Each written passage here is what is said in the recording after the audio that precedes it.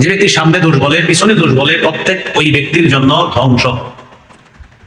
এখানে উদ্দেশ্য হলো আপনার গীবত শিকায়াত চুগলখড়ি যারা করে, কি গীবত শিকায়াত চুগলখড়ি যারা করে তাদের জন্য দুর্ভোগ, তাদের জন্য শাস্তি।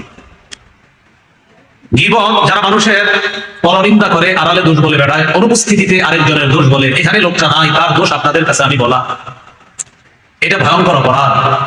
এই অপরাধকে কোরআনে আল্লাহ পাক রব্বুল আলামিন মরা ভাইয়ের গোশত খাওয়ার সাথে তুলনা করেছেন।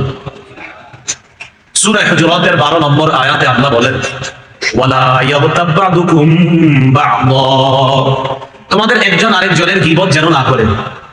আইয়ুহিব্বু আহাদুকুম আন ইয়াকুলা লাহমা আখিহি মাইতা, তোমাদের কেউ কি এটা পছন্দ করে যে সে তার মৃত ভাইয়ের গোশত ভক্ষণ করবে? এটা কেউ পছন্দ করেন? আল্লাহ বলে ফাকারিহতুমু, এটা তো তোমরা অপছন্দ করেই থাকো। মরা ভাইয়ের গোশত খাওয়া এটা সবাই অপছন্দ করো। আচ্ছা, আপনারা কি মরা ভাইয়ের গোশত খাওয়া পছন্দ